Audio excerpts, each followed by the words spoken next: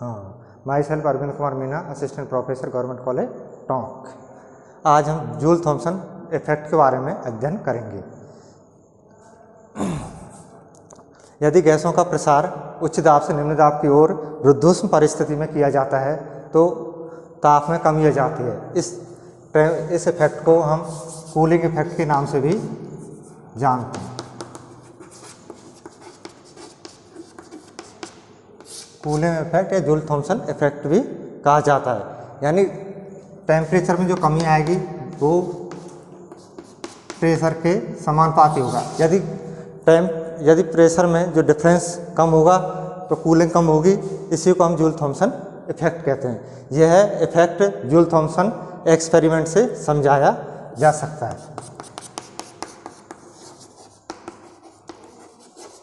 माना कि एक ताप विरोधी ट्यूब SS डैश है, इसके बीचों बीच एक पोरस प्लग, माना कि एक पोरस प्लग ये, तथा दोनों तरफ बाहरीन वेटलेस और फ्रिक्शनलेस दो पिस्टन लगे हुए हैं, माना कि एक X और दूसरा Y। जब गैसों का प्रसार उच्च दाब से हाई प्रेशर से निम्न दाब बोलो या निर्वात की तरफ किया जाता है तो टेम्परेचर में कमी आ जाती है। माना कि इसका प्रेशर, इनिशियल प्रेशर P1 तथा टेम्परेचर T1 और लास्ट प्रेशर P2 तथा टेम्परेचर T2 हो जाता है। पिस्टन X पर किया गया कार्य is equal to integration V1 से 0 V1 dV P1 dV। इसी तरह से पिस्टन Y पर किया गया वर्क इज इक्वल टू 0 से V2 P2 dV, यानी टोटल तंत्र के द्वारा किया गया work is equal to delta W is equal to P2 V2 minus P1 V1। यह पूरे सिस्टम बोल लो तंत्र के द्वारा टोटल प्रभाव के द्वारा किया गया वर्क। माना कि इस पर ऊष्मागतिकी के प्रथम नियम को लागू करने पर ऊष्मागतिकी का प्रथम नियम delta E is equal to the Q minus W। चूँकि जूल थॉमसन प्रभाव रुद्धोष्म परिस्थिति में किया जाता है, यानी रुद्धोष्म कंडीशन। रुद्धोष्म कंडीशन का अर्थ है delta Q is equal to the 0, यानी ऊष्मा का विनिमय, ऊष्मा का एक्सचेंज 0 होता है, यानी ना तो तंत्र ऊष्मा एनवायरनमेंट से ऊष्मा लेता है, ना ही तंत्र ऊष्मा देता है। इसलिए delta E is equal to 0 minus W, यानी delta E is equal to P2 V2 minus P1 V1। Delta E इसको इस तरह से भी लिख सकते हैं, E2 minus E1 is equal to P1 V1 minus P2 V2। E2 इसको और दूसरी फॉर्म में E2 इज इक्वल टू, इसको इधर की तरफ लाएंगे तो plus P2 V2 is equal to P1 V1 plus E1। चूँकि अपन जानते हैं एंथैल्पी की परिभाषा से H is equal to E plus PV, H is equal to E plus PV। इस वैल्यू को इसमें पुट करने पर माना कि इनिशियल स्टेज में H1 हो जाएगा E1 P1 V1, इसलिए ये रूप H2 कहलाएगा। इसी तरह से ये H is equal to E plus PV इसलिए ये H1, यानी H2 minus H1 is equal to delta H is equal to 0। यह प्रयोग जूल थॉमसन प्रयोग कहलाता है। इससे यह निष्कर्ष निकलता है कि रुद्धोष्म परिस्थिति यानी ऊष्मा का विनिमय शून्य हो रहा हो तो उस कंडीशन में गैस का प्रसार, उसके गैस के प्रसार में एंथैल्पी परिवर्तन शून्य होता है, यानी delta H is equal to 0।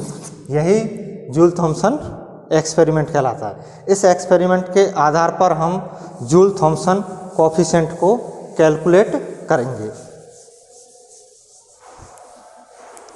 Joule Thompson coefficient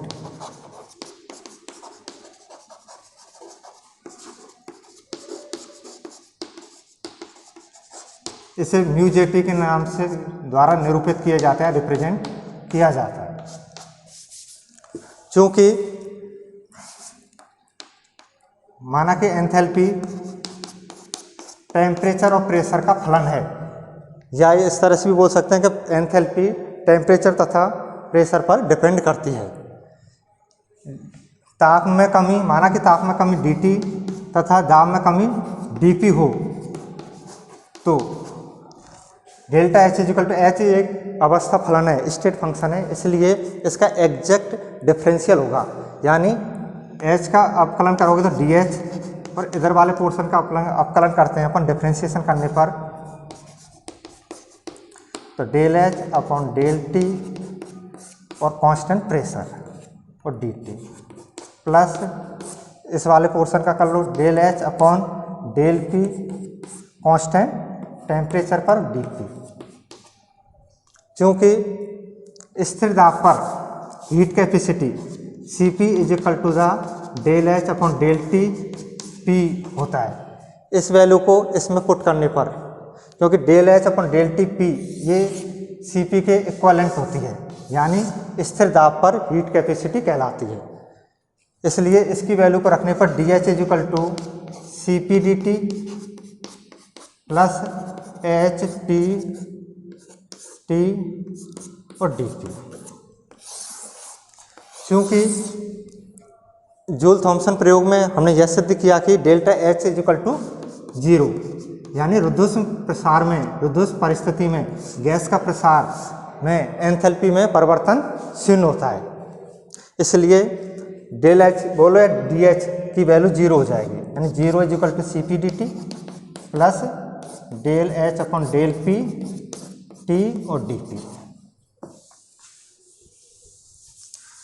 इसका कन्वर्सन करने पर या रीअरेंजमेंट करने पर, रीअरेंजमेंट करेंगे तो C P D T is equal to minus H P T और डी पी।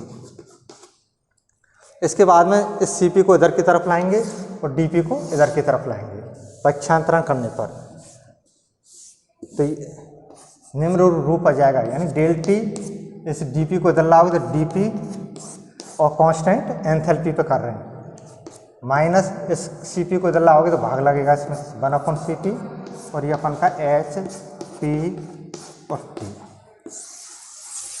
यह del T upon del P और एच स्थिर एंथैल्पी पर दाब के सापेक्ष ताप में परिवर्तन की दर म्यू जे टी के बराबर, यानी जूल थॉमसन कोएफिशिएंट कहलाता है। इसको अपन म्यू जे टी के नाम से जानते हैं, यानी mu J T is equal to del T upon del P और एच, यानी स्थिर एंथैल्पी पर ताप के सापेक्ष ताप में परिवर्तन की दर जूल थॉमसन कोएफिशिएंट कहलाता है। यह दो तरह से लागू करते हैं, एक तो आदर्श गैसों पर, आदर्श गैसों के लिए म्यू जे टी, और म्यू जे टी आदर्श गैसों के लिए mu J T equal to 0 होता है। इसको सिद्ध करके प्रूव करते हैं। तो चूंकि हम जानते हैं कि mu J T equal to, अभी सिद्ध किया, mu J T del T P H ये होता है। अब आदर्श गैसों के लिए, और इसको इस रूप में भी लिख सकते हैं, -1 सी टी एच टी और टी, ठीक है। क्योंकि एच इज इक्वल टू अभी just H is equal to E plus P V होता है। इस H is equal to E plus P V को इस इक्वेशन में पुट करने पर -1 C T del upon del P, पहले से ही है, केवल एच की जगह पर ये वैल्यू रखने पर ई प्लस पी वी, और इसको नहीं रख दो। और आगे इसका सिंप्लीफिकेशन करेंगे तो -1 सी टी, ये वाले पोर्शन को एक बार लिख लो, प्लस लगाकर इस वाले पोर्शन को ये, del E upon del P, ठीक है, T plus del upon del P और पी वी।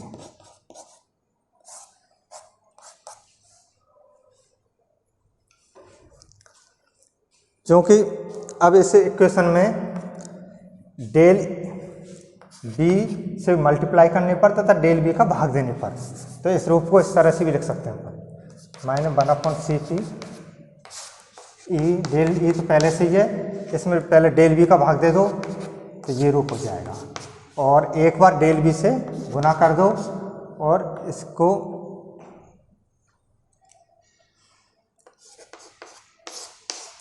इस तरह से अपन लिख सकते हैं, क्योंकि इस मल्टीप्लाई और डिवाइडेड करने पर इसकी वैल्यू 1 आ जाती है और लास्ट में ई, पी और टी वाला पोर्शन रह जाता है, इसलिए लिख सकते हैं इसको del upon del P, P V और टी।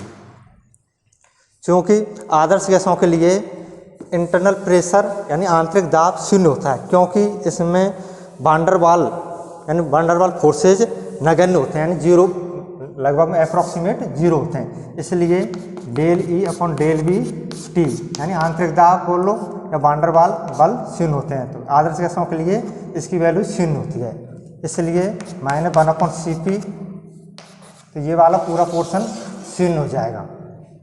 0 होने के बाद में ये शेष रह जाएगा del upon del P, P V is equal to T, क्योंकि आदर्श गैस समीकरण P V is equal to NRT होता है और स्थिर ताप पर P V is equal to constant है, पूरी कॉन्स्टेंट, क्योंकि नंबर मोल्स गैस कॉन्स्टेंट और ये कॉन्स्टेंट, क्योंकि अपन जानते हैं कि किसी भी राशि का डिफ्रेंशिएशन करने पर कांस्टेंट आए तो वो उसकी वैल्यू 0 के बराबर होती है, इसलिए ये पूरा पोर्शन यानी इसका अवकलन करोगे दाब के सापेक्ष और कांस्टेंट टेम्परेचर पर, ये पीवी लिख दोगे इज इक्वल टू 0 होता है, ये अपन का अवकलन करने पर इसकी वैल्यू इसमें पुट करेंगे तो mu J T is equal to 0, और आदर्श गैसों के लिए जूल थॉम्सन गुणांक का मान 0 होता है।